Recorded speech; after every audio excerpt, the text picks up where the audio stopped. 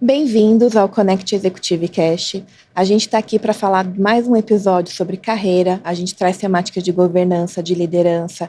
Então, é o nosso fórum da gente trazer insights e fazer provocações. Hoje estou aqui com uma mesa repleta de experts, então a gente já vai apresentá-los um pouquinho.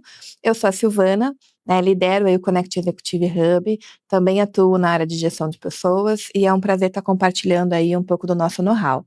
Então, estou com a Cris e estou com o Rafa, e já vou chamá-los assim, mas eles já vão se apresentar, e aí a gente conta aí um pouquinho do como que a gente vai estar conduzindo o nosso bate-papo. Então, Cris, obrigada mais uma vez por ter aceito o nosso bate-papo. Então, você tem uma trajetória fantástica, várias empresas, enfim, mas conta um pouquinho da tua trajetória, o teu background, e já uma primeira pergunta, que é o nosso gancho aqui da nossa conversa, para você, o que é cultura? Perfeito. Bom, primeiramente, eu que agradeço de estar aqui. Um prazer mesmo esse bate-papo contigo, Sil, com o Rafa. Muito honrada em fazer parte. Bom, eu sou Cristiane, sou baiana, nascida e criada em Salvador, mas moro em São Paulo já há 10 anos, esse ano eu vou fazer 11 anos aqui em São Paulo. Sou a mãe do Pedro, de 4 anos, psicóloga de formação, e a minha trajetória, eu já tenho mais de 15 anos em RH, passei por 2 empresas menores, mas eu considero que a Braskem foi a minha grande escola. Eu estou na Braskem já há 14 anos, e hoje eu sou responsável pela área de desenvolvimento organizacional. Então, todos os temas de liderança, cultura, ambiente, sucessão, estão sob a minha responsabilidade. Eu também tenho um papel de liderar o time de business partner, que atende, as 6 vice-presidências corporativas da Braskem. E também sou responsável pela gestão de facilities dos escritórios que a gente tem aqui no Brasil. E já fazendo gancho com a sua pergunta, Sil, sobre cultura, cultura para mim é o nosso jeito de ser, é a forma como a gente convive na organização, são os comportamentos que a gente incentiva, são os comportamentos que a gente tolera. Cultura para mim ela é a prática, ela é o dia a dia. Com certeza vocês conhecem o famoso livro aí da Caroline Taylor, que é o Walking the Talk. E eu acredito muito nisso. Cultura, mais do que o que está escrito no papel e as frases de efeito, cultura, ela é a prática do dia a dia, Então, eu acredito muito nisso, que tem uma frase também que a gente comumente escuta, que o argumento convence, mas o exemplo arrasta. E eu, particularmente, na prática de RH há muitos anos, eu acredito muito nesse mantra. Então, o nosso desafio enquanto líderes aí nas organizações é que, de fato, aquilo que a gente manifesta publicamente através das políticas, das diretrizes, do nosso mantra de cultura, que ele seja vivenciado no dia a dia, que as pessoas, de fato, sintam a coerência entre o que está escrito e o que elas vivem na prática. Então, é isso. Super. Falando assim, Rafa, parece que é super fácil, mas a gente já vai falar um pouquinho quanto é difícil quando a gente está trazendo a temática de cultura. Então, Cris, obrigada, parabéns pela tua trajetória. Rafa, conta um pouquinho, da tua jornada na Amazon, tua carreira. E aí, pegando o gancho também, hoje a gente falou um pouquinho dessa dificuldade do descolamento que a gente tem de uma cultura que é linda, maravilhosa, mas para vivenciar no dia a dia. Então, aonde que você acha que está, quando a gente olha nas organizações, o maior problema desse descolamento entre a teoria, o que se está querendo projetar, e porque de fato está se aplicando nas organizações? Perfeito, muito bom.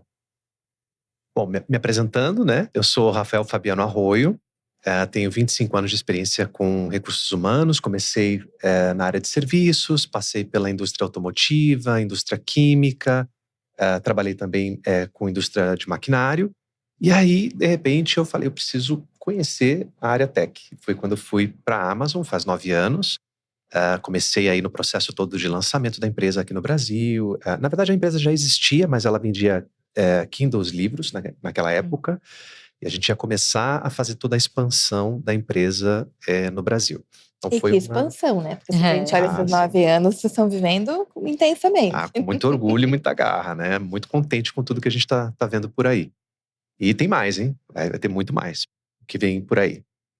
E eu fui o funcionário número 1 de RH, Ah, que né? Então legal! isso foi para mim Eu não sabia. Que bacana. foi uma grande satisfação expandir todo esse processo, expandir todas as áreas, as organizações e começar a cultura Amazon no Brasil de fato, né? Então isso para mim me transformou muito. Uma coisa que eu gosto muito, falando de cultura, e relacionando com a Amazon, é o que a gente chama de Day One Culture, né? A cultura do dia 1, que eu trago para mim muito forte, que é todo dia é um dia novo, é uma inovação, é um momento de transformação, é algo que faz com que você possa brilhar, ou você possa inovar, você possa transformar não só o seu ambiente de trabalho, mas a vida das outras pessoas, os novos projetos, a sua própria vida.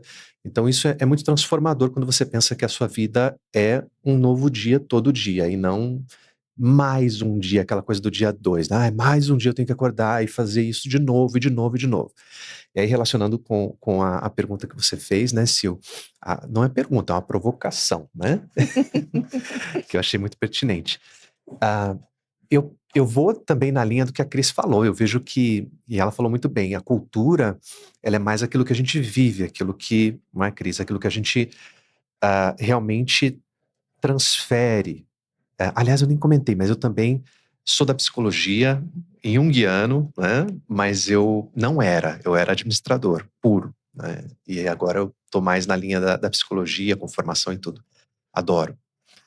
E aí, quando eu penso na questão cultural, eu vou muito na linha também da questão dos valores, porque eu vejo que as pessoas, quando elas estão trabalhando nas empresas, existe aquela possibilidade de você ter um quadro com aqui são os nossos princípios de liderança, ou aqui são os nossos valores, aqui é o que nossa empresa recomenda que a gente siga, e é aquele quadro que fica pendurado na parede. A outra coisa é quando você contrata as pessoas dentro daquilo que você espera, quando você desenvolve e vivencia como líder aquilo que você realmente sente, tem como valores, como virtudes, e a partir disso, não só dentro da empresa, mas fora também, você gera uma conexão tamanha ali dentro, uma rede de virtudes, de valores, de processos, de modos de pensar, que isso se torna natural, não é algo forçado. O que as empresas muitas vezes acabam tentando fazer é algo forçado culturalmente falando, vamos forçar essa cultura, que as pessoas têm que ser mais rápidas, as pessoas têm que ser mais ágeis, as pessoas têm que ser mais isso. Isso é forçar uma cultura, e cultura não se força, cultura floresce. Eu vejo que é dessa forma que a gente tem que entender. Não, e aqui acho que você pegou um gancho, né? Tá todo mundo passando, a gente até falou isso, né? Agora, antes de estar entrando, da intensidade que a gente está vivendo, todas as organizações. É pressão por resultado, enfim. E aí você colocar em um statement, falar, Agile Organization, e as tomadas de decisões, burocracia, uma série de coisas não condizer, então fica aquele, né? Eu brinco que é o wishlist, né? Coloca ali como se fosse do dia para a noite mudar, ou uma cultura de inovação. Mas se você pune, não dá espaço, a cultura do medo. Então, assim, tem um paralelo muito forte entre o que você realmente quer ser e o caminho que você está percorrendo. Então, acho que é um bate-papo bem, bem interessante. E se eu puder também contribuir, eu também acredito que é por isso que não existe cultura boa e cultura ruim, né? Não dá para fazer esse julgamento. E não dá para copiar a cultura, né? Justamente por isso, ela emerge a partir dos valores, dos comportamentos aceitáveis, toleráveis, incentivados, e se fosse assim, né, uma cultura deu super certo em tal empresa, vamos todos copiar, né, como se fosse um case de sucesso replicável. Eu acho difícil isso acontecer, justamente por esse ponto que, né, o Rafa trouxe. E também é o nosso jeito, são as pessoas que a gente contrata, são as pessoas que a gente promove, são as pessoas que a gente demite. Isso tudo vai fortalecendo ou não essa cultura. E mesmo, né, a gente que está inserido em grandes organizações, eu sempre falo que tem a cultura mãe, mas vai ter as miniculturas. Sim. Se você está numa vice-presidência, vai ter um tom que é muito pela liderança, o foco, a estratégia, vai para uma outra direção, enfim. Parece que você está em empresas até diferentes em alguns casos, porque é uma pegada diferente. Então, se você vai para o mundo de operações, que a gente vive muito, vai para o mundo tech, que é na mesma organização, vão ser anseios diferentes, modo de tomada de decisão diferente, enfim, e que dá o tom realmente da organização. Isso é muito legal, Sil, que você está falando, porque, na verdade, a cultura é um organismo, um organismo vivo. Então, da mesma forma como a gente recebe, às vezes, algum organismo no nosso corpo que ele parece estranho e o nosso corpo ele começa a combater com a imunidade, repelir, ou ele absorve para que ele possa se tornar mais forte. A mesma coisa acontece com a cultura, né?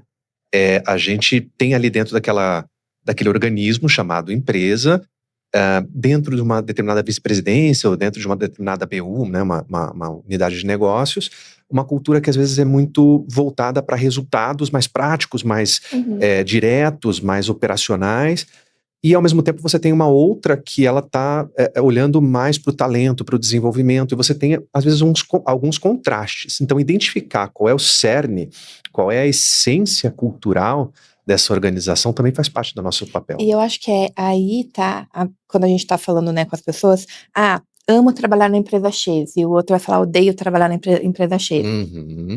Parece que é antagônico, mas não, porque provavelmente né, e a gente tá falando muito de liderança, vai estar nessa BU, vai estar na direção, vai estar naquele ambiente que para ele fez tudo certo, e para outra é um choque cultural muito grande, que ele fala, putz, aqui eu não tô conseguindo ser eu mesmo, vou sair fora. Então, acho que tem toda uma jornada, né? Então, aí tá os nossos desafios. Cris, pegando o gancho contigo, acho que um dos outros desafios que a gente está falando, tem a pesquisa da McKinsey, e trouxe dados bem interessantes. Em 2003, o foco foi falando que as organizações estavam muito com o desafio de como lidar e reagir rápido aos choques estruturais, até porque foi pós-pandemia, crise de chip, um monte de crise que teve e tudo mais, e a gente ainda segue tendo, né, guerras e por aí vai. E por outro lado, se você pega a pesquisa recente, o foco tá como que eu orquestro tecnologia, pessoas, esta cultura que a gente está falando de agilidade de aprendizagem, de transformação e tudo mais. Então, a crise ela vai existir. Um dia vai se chamar A, B ou C, a gente sabe que a gente está aqui, quem tem uma carreira, já sabe que passou por várias dessas crises. Mas, de novo, quando a gente olha para dentro, são as pessoas que fazem os turnarounds, as lideranças e tudo mais. Então, traz um pouquinho da tua percepção nesse sentido, dos desafios que as organizações estão passando e um pouco do momento que vocês estão passando. Bom ponto. Eu acho que a gente está vivendo já um momento de disrupção muito grande, né, da forma de trabalho. E você usou uma palavra muito interessante, né, que é de orquestrar. Eu acredito que o papel do líder nesse novo contexto que a gente vem falando tanto, né, por exemplo, de IA, vai ser um orquestrador.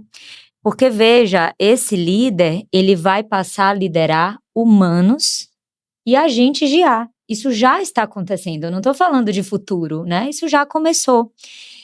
Então, a gente está se deparando com uma integração entre o aspecto humano e tecnológico. E uma coisa não vai mais se dissociar da outra no sentido de não adianta lutar contra, né, a tecnologia. Você tem que usar ela a seu favor. Você tem que trazer ela para o seu lado para, de fato, agregar valor e ela potencializar resultado, porque no final do dia é isso. Então, eu vejo que o papel da liderança ela tem se transformado também nesse sentido, né? Como é que esse líder pensa? Primeiro, letramento, né? Porque você não precisa ser um especialista em tecnologia, mas naturalmente você vai precisar se aproximar da tecnologia, senão você vai estar fora. Então, tem essa primeira fase de entendimento, capacitação, letramento, reskilling, né? Que a gente está falando muito sobre isso no momento. E o líder nesse papel, então, de orquestrador. Como é que eu uso a tecnologia ao meu favor, trazendo o melhor da potencialidade do lado humano, mas também fazendo um bom uso da tecnologia. é um desafio. Não saberia te dar uma resposta. Acho que a vantagem que a gente tem é, né, em todas as conversas que a gente está tendo em vários fóruns, ninguém tem a resposta pronta. Não. Eu acho que o momento que a gente está enquanto organização está permitindo esse, né, a gente está falando da jornada de aprendizagem, está falando que é o elo que está conectando a gente ser essa primeira geração que está aprendendo junto, porque a liderança que vai entrar daqui a pouco já está entrando. Então, se a gente fizer um paralelo com quem lá no passado não sabia mexer com a internet, não sabia usar o desktop, que ainda eram os computadores, tinha um tempo de aprendizagem, a gente fazia inclusão digital, uma série de outras coisas. Agora está semelhante, daqui a pouco o pessoal já vai entrar de braçada e quem não aproveitar aí a jornada de aprender, realmente vai estar ficando para trás, isso em qualquer função, né? A maioria pensa que são nos cargos mais simples, mas são em qualquer, então acho que aí é um ponto relevante. Rafa, pegando o gancho de IA e tecnologia, você está em uma empresa tech, então todo mundo gera aquelas expectativas sempre de falar, putz, lá tá rolando muita coisa diferente. Mas fora isso, né, trazendo um pouco dos pilares, o que você acha que você tendo trabalhado por outras indústrias, mudando para uma empresa tech, na tua experiência, o que são grandes drivers realmente que você fala assim, são pilares que normalmente, né, acaba sustentando as empresas que são tech companies? Acho que o primeiro, Sil, é a inovação, ou a liberdade para inovação, individual e coletiva. Porque muitas vezes nós profissionais em empresas em geral, nós ficamos limitados a processos ou a padrões ou a hierarquias, a condições que fazem com que a gente não consiga evoluir. Então, eu não posso ir até determinado ponto porque aqui é a outra área que faz, aqui eu tenho que pedir autorização para o meu chefe ou para o chefe do meu chefe. Então deixa eu fazer aqui só o meu pedacinho porque eu não posso inovar. Quando você começa a trabalhar de uma forma onde você elimina, ou pelo menos minimiza, eliminar é difícil, mas minimiza essas barreiras e começa a atuar de uma forma independente para aprender, para desenvolver novas tecnologias ou novas soluções ou coisas do tipo, você expande esse horizonte. E do ponto de vista tech, eu acho que é a mesma coisa, ou seja, nós podemos aprender, desenvolver e fazer coisas novas por conta própria, né? Então, comparando com algumas das empresas que eu trabalhei, eu acho que seria até um pouco injusto comparar muito, porque quando eu entrei na Amazon, existia IA, mas não da forma como é hoje, né? Então, eu não trabalhei com IA nas empresas anteriores, então comparar seria um pouco injusto. Mas, eu tentando chegar próximo a uma comparação, eu diria que nas outras empresas, RH, você vai cuidar do que é RH. RH, você vai cuidar de treinamento e desenvolvimento, você vai cuidar de recrutamento e seleção, folha, é isso aqui. E hoje, com o advento da IA, da tecnologia em si, dessa liberdade para inovação, nós somos parte do business, nós somos parte da estratégia de fato, porque a gente traz dados com maior facilidade. A gente conecta o dado que nós temos em RH, os resultados, o ROI, junto com o negócio. Então a nossa voz, aquilo que a gente falava há muito tempo, né, como RH... O RH é estratégico. o RH tem que ser estratégico, o RH tem que ser estratégico. Era difícil conectar, né, desenvolvimento organizacional com business. Agora a gente consegue de uma forma muito integrada e gerar resultado.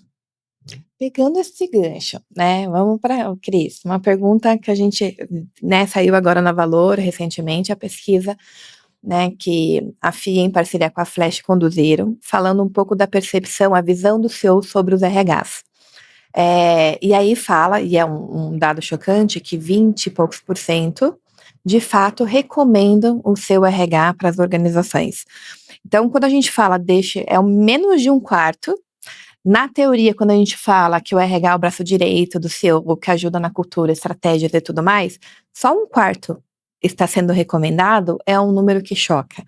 Na tua percepção, né, a gente estava até em um outro fórum falando um pouco sobre isso, o que você acha que tem esse descolamento entre a percepção do CEO, a entrega de fato do RH, esse discurso que a gente está falando de ser uma RH estratégica de longa data, né, enfim, então traz um pouquinho aí do teu olhar sobre o tema. De fato, o CEO é de longa data mesmo. Mas eu acho interessante a gente fazer um recorte na história e entender que a área de RH, ela de fato nasceu como uma área muito processual, muito administrativa, e ela foi evoluindo ao longo do tempo. Se a gente parar para pensar, nesse conceito de business partner, né, parceiro estratégico do negócio, esse conceito nas grandes empresas, ele começou a ser amplamente difundido recentemente. Eu estou falando ali da final da década de 90, começo dos anos 2000. E aí, sobre essa pesquisa, a minha visão, assim, eu acho que são 2 aspectos importantes para a gente considerar. Acho que tem um dado que o RH precisa olhar de fato, né, de como ser mais estratégico, e eu acredito que, conectando também com o ponto que o Rafa trouxe, a gente precisa sair de uma pauta muito subjetiva e intangível, e a gente precisa sim trazer dados, fatos, mostrar resultados, saber falar do negócio, né? Na minha experiência, por exemplo, eu lembro que eu fiquei 4 anos como business partner da área financeira. Eu atendia diretamente o CFO e a área financeira. No meu papel, assim, eu não posso atuar nessa grande empresa e não saber falar sobre EBITDA, não saber ler um balanço, falar de uma DRE. Então, assim, são aspectos que, se o RH não se aprofundar de fato, a gente vai continuar sendo visto muito como uma área mais subjetiva, né? Então, acho que se apoiar nos dados é essencial para fazer essa virada e mostrar também o nosso valor. A gente é core, a gente é business, mas a gente também precisa se preparar para sentar à mesa dessa discussão. Acho que esse é um ponto. E o segundo ponto é o lado oposto da provocação. Eu penso, esses CEOs, né, que não recomendam os seus RHs, que foi a maioria, né, entre detratores e neutros ali, de fato, eles trazem o RH para a mesa, para a discussão. O RH é incluído nas discussões de planejamento estratégico dessas empresas, né? Ou ele chama o RH depois que a decisão está tomada somente para executar e implementar, né? Então, ele atua de forma que desenvolve o RH dele, ou ele trata o RH como um RH reativo, né? Que só vai obedecer ali e executar. Então, eu acho que a gente não pode ignorar o fato de que, veja, eu como CEO de uma empresa, se eu não recomendo o meu RH, essa responsabilidade também é minha. Eu estou errando, né? Então, eu acredito que não estou desqualificando de forma alguma os dados da pesquisa, eu acho que trazem sim pontos de reflexão, mas a gente precisa entender que para um RH se tornar de fato estratégico, ele precisa participar da estratégia, né? Ambos os lados, ele precisa do espaço, ele precisa por si só buscar o entendimento profundo do negócio. Não, e aqui, acho que assim, tô totalmente de acordo, e é bacana que você trouxe esse timeline, porque a gente fala muito do RH ser estratégico, mas não vamos esquecer que não faz muito tempo, a gente estava falando de um departamento pessoal, e quem está nos ouvindo sabe que muitas empresas não sabem nem o que é o papel de business partner, porque muitas organizações e grandes ainda não implementaram. E aí, quando a gente está falando dessa mudança de chave, de sentar, eu tenho até uma provocação que eu faço em algumas conversas. O RH não é nem só sentar à mesa, porque quando a gente está envolvido no negócio, a gente discute a pauta que vai para a mesa. A gente já está no bastidor falando, este tema está maduro para a gente levar, não está maduro ainda, não vamos levar, amadurece. Até a forma do que vai ser apresentado nas pautas, a gente consegue de fato estar influenciando. Mas tem toda uma jornada ali de fato. E aí, Rafa, pegando o gancho, né? Então, quando a gente está falando de trabalhar lado a lado, a gente está falando, de fato, e até acho que um paralelo, quando a gente fala de mudança, né? Pega qualquer área, até financeira, também está passando por transformações. Então, você vai falar que no passado, o financeiro chegava, apresentava os dados, ó, deu errado, deu certo, já era retrovisor. De novo, a gente está falando de um novo papel de ser muito mais estratégico, um orquestrador de futuro, de tendências, como que eu aloco dinheiro. Então, assim, qualquer papel hoje está se transformando se você pega aí 5, 10 anos passados. Então, acho que tem um movimento que, assim, caiu essa pesquisa para o nosso lado de gestão de pessoas, mas com certeza qualquer área também está se reorganizando. Mas pegando o gancho, Rafa, a gente falando de cultura, provavelmente, qual que é o impacto quando uma área top management não está alinhada com o seu time de gestão de pessoas? Porque aí já começa um grande, né, descolamento entre o que se espera e a sinergia. Mas traz um pouco da tua percepção entre essa pesquisa e também a tua vivência. Perfeito. Nossa, eu concordo demais com o que a Cris falou, né? Eu achei sensacional. E Sil, o que eu diria assim, vale a pena fazer uma pesquisa inversa, né? Ou seja, as próprias áreas que trabalham com os CEOs também falaram o que acham dos CEOs, né? Ou se recomendariam os CEOs ou os executivos para frente. Porque o que eu penso é que talvez a pesquisa ela diga mais a respeito de uma autoimagem da governança e da gestão do que, de fato, do RH em si.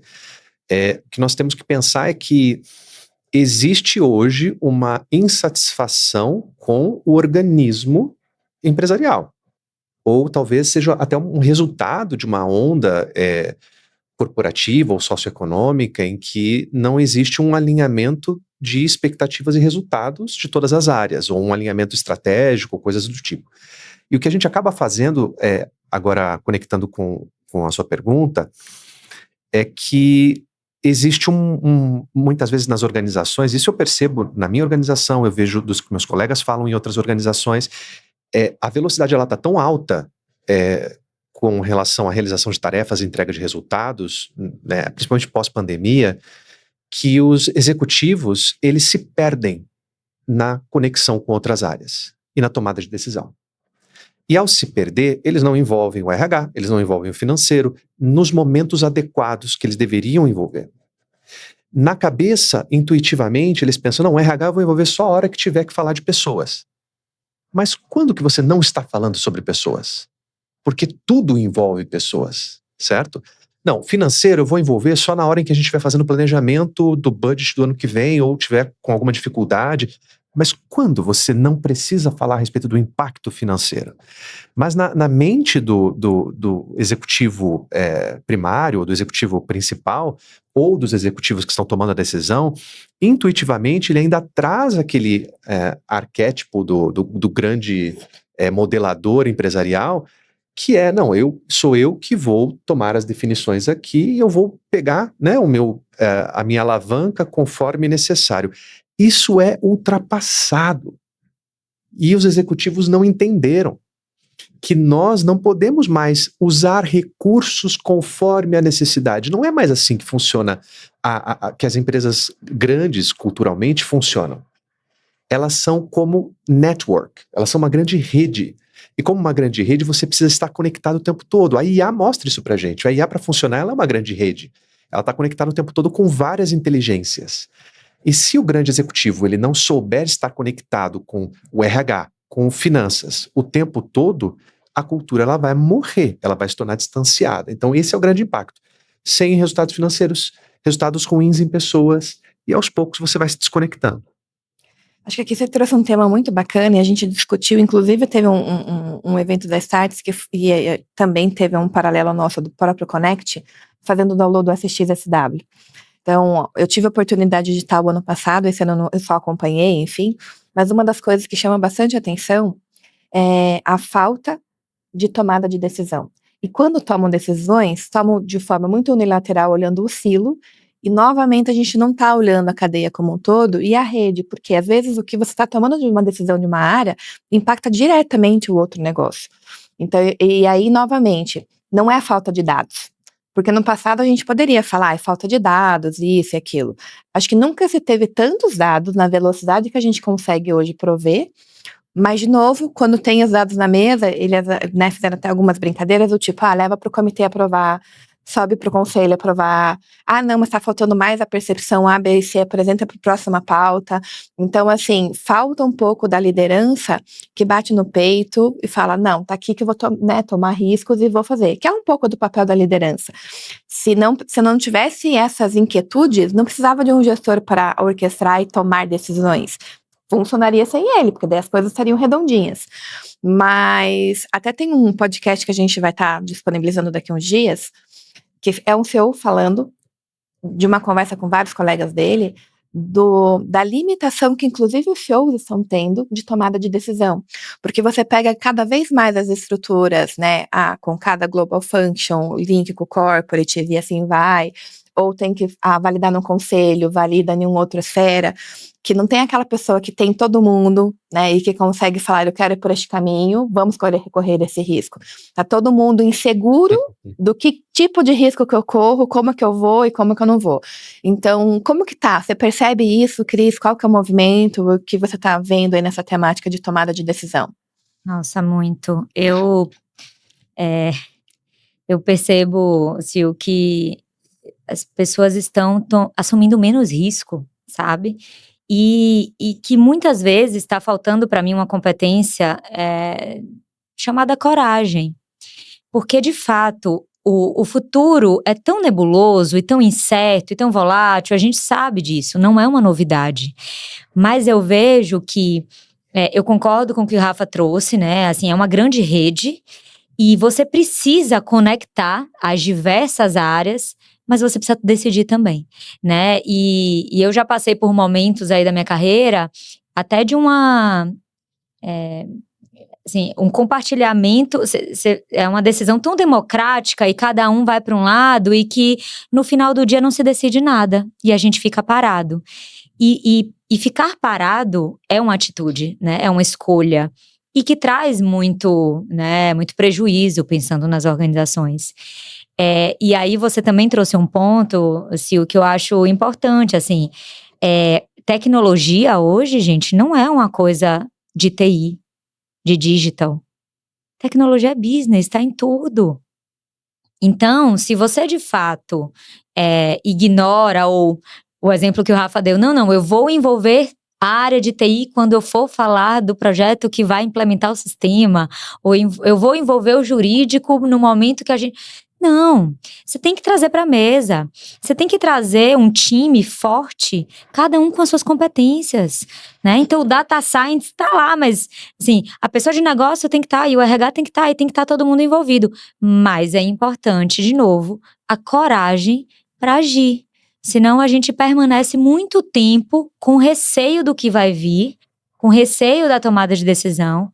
E eu vejo que essa inação, assim, pode ser muito prejudicial para as organizações. Ô Sil, eu só queria complementar uma coisa também que me fez lembrar, com o que a Cris trouxe, que foi, quando a gente olha para a pesquisa, né, dos 20% e tudo, me faz pensar que muitos, e também com base na experiência que a gente tem, que muitos dos líderes, eles estão, na verdade, esperando que o RH resolva, tome a decisão por eles, em pessoas. E eles têm de ser líderes de pessoas. Perfeito. Então eles terceirizam aquilo que eles deveriam estar fazendo. Então a expectativa deles é desenvolver esse líder ou trabalhar com o talento, é coisa para o RH fazer. E como ele não faz porque ele não tem a coragem de fazer, ele não tem a competência de fazer, ele terceiriza para o RH. E aí o RH, não, mas eu não sou o responsável por isso. Eu sou o técnico que vai te ajudar, o estrategista que vai te ajudar, mas eu não sou o executor é você. Então eu estou insatisfeito com o RH. Uhum. E aí pegando o gancho, né, é uma das outras coisas que a gente fala, não temos problema de ter a responsabilidade, accountability e tudo mais, mas ele vai vir junto com algumas outras coisas, do tipo, então qual que é o budget que eu tenho, qual que é a esfera que eu posso tomar, então tem algumas outras coisas que de novo a gente vai esbarrar. Não, mas veja bem, para implementar um programa disso, não esbarra em outro item. Aí vão falar novamente, mas você está querendo fazer isso que gasta e não investe. Acho que tem um gasto, porque quando a gente fala de IA principalmente, você vai colocar numa mesa de decisão, você vai colocar na área de marketing comercial, que traz leads, que mexe o ponteiro muito mais rápido. Num segundo movimento, são áreas transacionais que acabam vindo para outras direções. Então, de novo, ali, como equilibrar e concordo com vocês. E, Rafa, falando de, né, acho que o gancho que a Cris deu pra gente, essa inanição, né, fica ali parado, não toma decisão. Eu acho que foi gradativamente tendo isso, mas o mundo permitia este time mais desacelerado. Com a IA, velocidade e adaptações, a gente está sendo engolido, né? E aí, a gente estava até falando num dos fóruns que final do ano passado, grandes empresas não bateram seus recordes, e no primeiro trimestre de agora, muitas também não. E assim, não vou citar aqui os nomes das grandes empresas, mas que não estão dando bônus, né? Estão impactados com resultados. Algumas, inclusive, me chocou, que eu falei, nossa, sério, que é na área de bem de consumo, alimentação e tal, que você acha que nem teve movimentação, mas sim teve. E aí impacta diretamente, né, nesse cenário, que essa velocidade, ou você vai correr riscos, ter coragem e fazer movimentos, ou daqui a pouco já está tarde demais e vira mais indicador naquelas empresas que estão sumindo, né, e a gente sabe que a cada X anos era uma big company, daqui a pouco não existe mais. Sim, é uma provocação interessante que me faz lembrar uma palestra que eu assisti na Shrum, lá em Chicago, acho que uns 2 anos atrás, ou 3, não lembro, que dizia o seguinte, que com o advento da IA, acho que vocês já devem ter visto isso também, que eu já vi em outras palestras também. Com o advento da IA, a evolução da civilização, da tecnologia, da civilização, ela vai trazer nos próximos 10 anos o equivalente ao que aconteceu nos últimos 200 na humanidade, né? Então isso é algo assim, gritante. Em 10 anos evolui o que aconteceu nos últimos 200, e isso gera uma expectativa em todos os campos. E quando a gente fala de todos os campos, a gente vai direto para Wall Street. Eu quero já falar de Wall Street, né? Então você falou das grandes empresas, as grandes empresas estão olhando e orientadas por Wall Street. E aí, olhando para Wall Street, para a Bolsa, ou para a Bovespa, enfim, existe uma expectativa de acionistas, de investidores, de que nesses próximos anos, incluindo o ano que nós estamos, a tecnologia, a IA, ela gere eficiência operacional, gere resultados financeiros produtivos, porque existe um investimento que está sendo realizado em todas as empresas. E a empresa que fica para trás, ela não consegue acompanhar, ela vai acabar falindo, ela vai acabar não conseguindo acompanhar e por aí vai. Então, todo trimestre, isso é avaliado. Todo quarter, as empresas estão sendo avaliadas o quanto elas evoluíram, o quanto elas progrediram do ponto de vista de resultados, do ponto de vista de tecnologia, eficiência operacional, quanto elas reduziram em pessoas, né? Muitas também estão sendo avaliadas nisso por Wall Street ou pela Bovespa, ou seja o que for, pelos acionistas, pelos grandes investidores. E quando você não evolui de acordo com essa eficiência, a resposta é clara do mercado. Olha, é uma empresa que está ficando para trás. Uhum. Então, esse movimento que nós estamos tendo pós-popularização da IA está gerando uma ansiedade de mercado e uma ansiedade profissional e corporativa de que haja essa evolução. Isso é bom por um lado, até estranho falar bom, né, quando a gente fala de redução de pessoas em empresas e tudo, não é bom nesse lado, mas é bom por um lado em questão de eficiência e de evolução da civilização, da tecnologia, mas é ruim quando nós deixamos o lado humano de lado, que aí é o papel do RH também como accountable, não como full responsible, que é o que a gente estava falando antes, né, mas como accountable, de trazer o lado humano na discussão. Porque não dá para você simplesmente, tá bom, a gente não conseguiu alcançar os resultados financeiros, então a gente vai reduzir 10% da nossa população. Tá, mas qual foi a progressão que você fez do ponto de vista de eficiência para poder reduzir os 10%? Nenhum. E vai simplesmente reduzir 10%, você vai, na verdade, reduzir a tua produção, vai reduzir a tua produtividade, vai reduzir teu resultado. Então, ter esse tipo de discussão estratégica com os acionistas ou com o CEO é papel nosso também. E aqui acho que tem um lado, quando você traz de tecnologia, de novo, falando de IA, as pessoas acham que o RH vai falar de cultura, de upskilling, reskilling e tal, que a TI vai escolher qual que é melhor, tem várias ferramentas, e não é. A IA entra como orquestrador de estratégia. E aí alguns estão usando como gatilho errado de fazer setorizado e falar que no final do dia, não, eu tenho que ter eficiência, se eu tinha 5 pessoas, vou ter 4. E não era aí que era para estar entrando de fato, era para gerar valor, agregar produtos, né? Pensar em outras coisas. Então, de novo, a gente está numa mentalidade, talvez pelo cenário que a gente está passando de escassez, de olhar de volta só para reduzir e não para o potencial que aquilo poderia gerar. Então, quando você traz a provocação dos 10 anos, eu fiquei relembrando aqui. Hoje, vocês, em 10 minutos, nem isso, você pega o teu celular e desenvolve um aplicativo. Quando eu fiz o meu primeiro, aquela coisa de falar, nossa, porque eu não fazia, né, não coda, não faz isso, não faz aquilo. Então, é todo um movimento da gente fazer as descobertas que estão sendo possíveis através da IA. E isso, se desse esse espaço de criatividade para as pessoas, poderia potencializar muito mais, né, se pagar, não ser este ponto. Mas, de novo, a gente está olhando no curto prazo, né, que as pessoas nem conseguiram ainda descobrir a potência, para já estar sendo visto ali como eficiência, número menos e tudo mais. E só para complementar também, por isso que não adianta você investir na melhor tecnologia, da mais cara, e eu já vi isso acontecer em algumas empresas, né, de fazer o aporte, de trazer a melhor tecnologia de ponta, se as pessoas não estiverem embarcadas. No final do dia, é tudo sobre pessoas.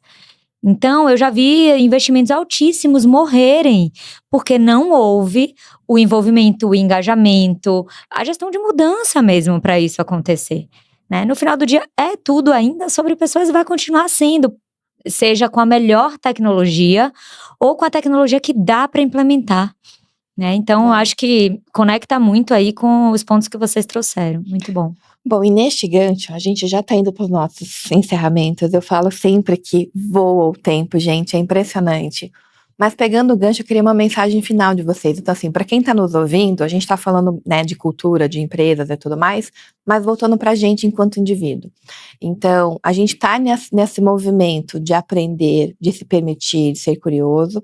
E que dicas que você daria, Cris, para quem está nos ouvindo, para olhar para a sua carreira, para dedicar o seu tempo e a sua jornada?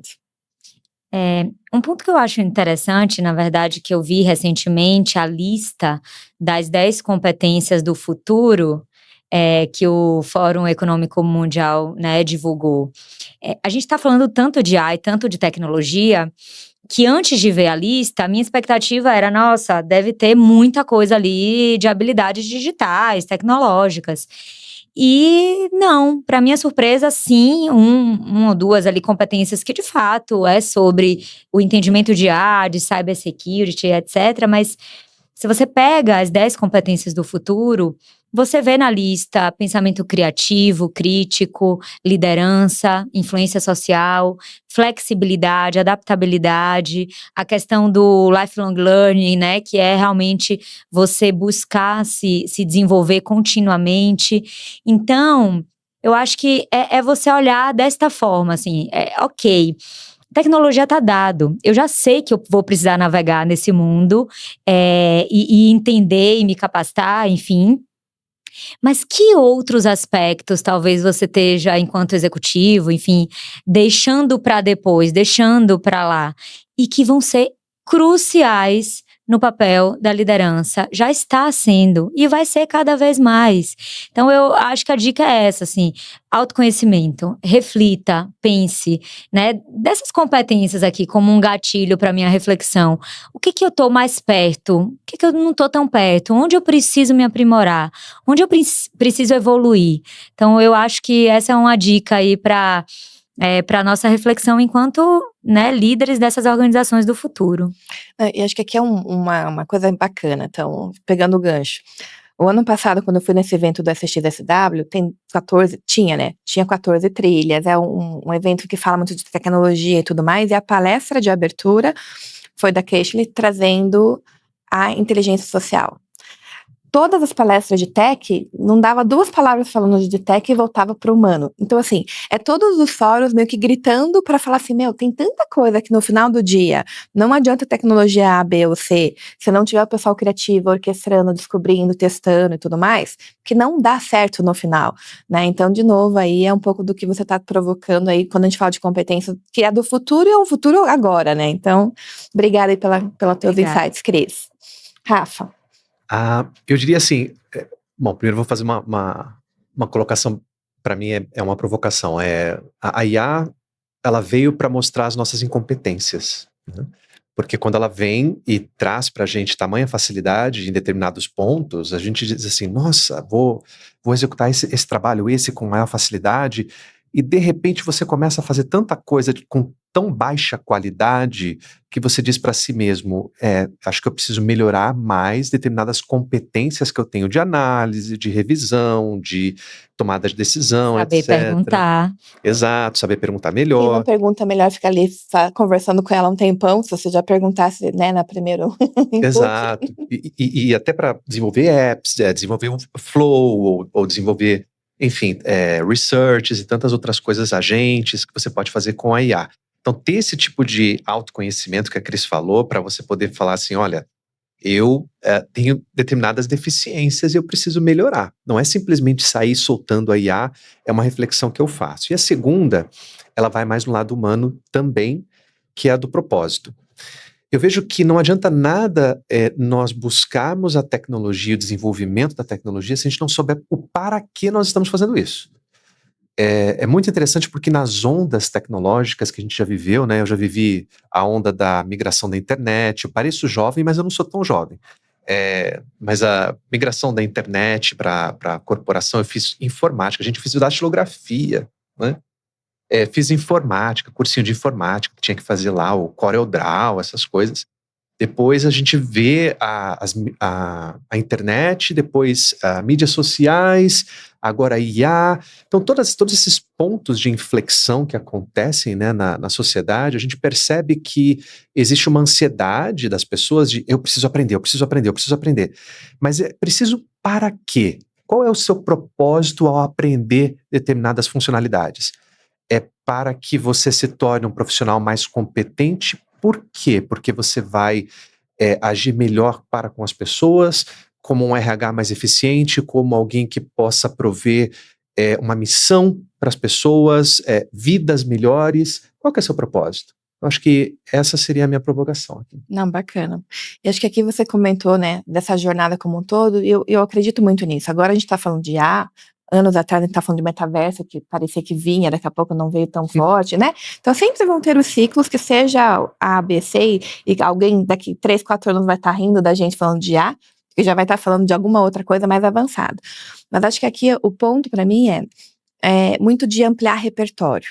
E aí cada um vai encontrar a sua forma. Então, quando você fala, Cris, de autoconhecimento, alguns gostam de leitura, alguns gostam de podcast, de YouTube, seja lá o que for.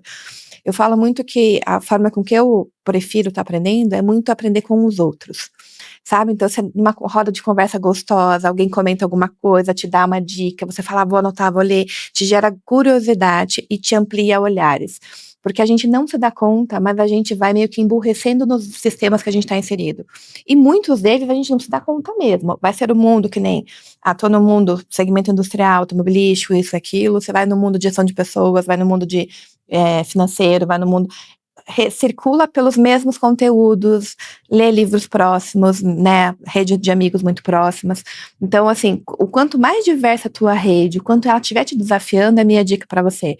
Então, lógico que é o quentinho de você estar com um colega, vou no evento tal, se o fulaninho for junto, conhecer pessoas, mas se lancem mais, porque vocês vão, né, exponencializar muito a forma de aprender, de se conectar, e eu acredito que esse realmente possa ser um diferencial. Perfeito. Então, indo para o nosso encerramento, mais uma vez, super obrigada. Então, pelas contribuições, pela generosidade desse bate-papo. Eu brinco que se a gente abrisse mais algumas portinhas, capítulos da episódio 2, 3 aqui, que a gente flui super rápido. E para quem está nos ouvindo, obrigada por ter nos acompanhado. Fica aí o convite para estar nos seguindo. A gente tem outras temáticas aqui que a gente explora nessa linha de carreira, de olhar futuro, tendências, tecnologia, e é um pouco para contribuir a nossa jornada. Então, muito obrigada a todos.